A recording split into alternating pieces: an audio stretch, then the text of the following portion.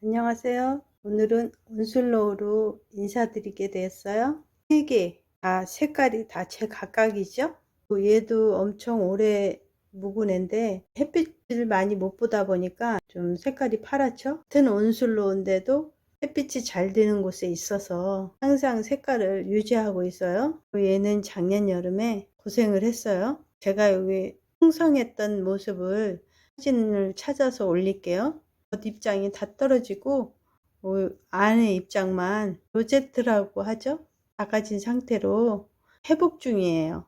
같은 온슬로우지만 색깔이 전부 다르죠. 3개 다. 얘 입장 떨어진 걸 꺼서 여기다가 올려놨는데 화분은 이렇게 철사로 매달아서 창가에 항상 햇빛이 잘 드는 곳에 걸어놨거든요. 온슬로우가 분생으로 3개가 달린 것 같아요. 얘도 하나. 호주에서 나온 자구지만 햇빛을 항상 받고 있었기 때문에 자구가 나오면서부터 물이 들어서 나와가지고 빠지질 않더라고요. 영상 올릴 때마다 말씀드리는 거지만 햇빛이 진짜 중요한 것 같아요.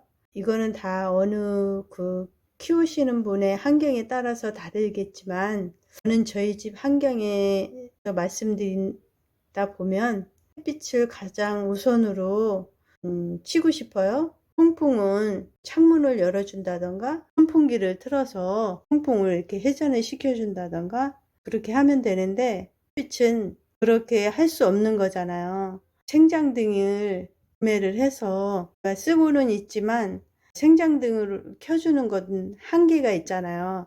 그리고 여기 앱에 햇빛 룩스를 재는 그 앱이 있더라고요. 생장등 바로 밑에서 쟀어도 창가를 통해서 들어오는 그 햇빛이 훨씬 좋다는 거. 생장등이 미처 따라오지 못한다는 거.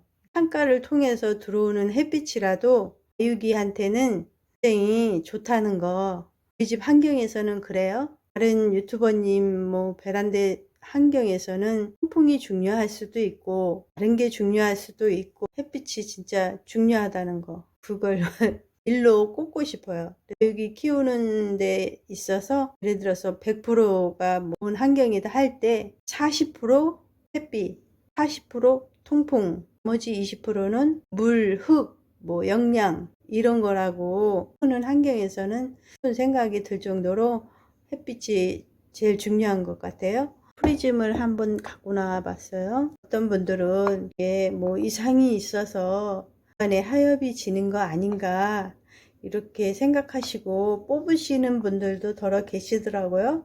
근데 저는 중간에 하엽이 져도 로제트가 가운데 있는 요 얼굴이 건강하고 새로 잘 나와주는 거라면 중간에 하엽 지는 것 정도는 놔둬도 괜찮지 않나 그런 생각이 들어요. 저도 여기 처음에는 물이 차가지고 물이 빨개지더라고요. 그래서 뽑아봐야 되나. 다른 것도 보면은 중간에 하엽이 져도 가운데 입장이 건강하면 물이 많아서라든지 그래서 이게 하엽이 지는 게 아니라 요 가운데 얼굴을 키우기 위해서도 이렇게 말리는 경우가 있는 것 같아요. 그래서 별로 중요하게 생각 안 하고 교수님들은 농원이나 이런 데 보면은 6개월에 한 번씩 봄, 가을로 분갈이를 해준다고 그러시잖아요. 근데 저는 분갈이 그거 안 해요.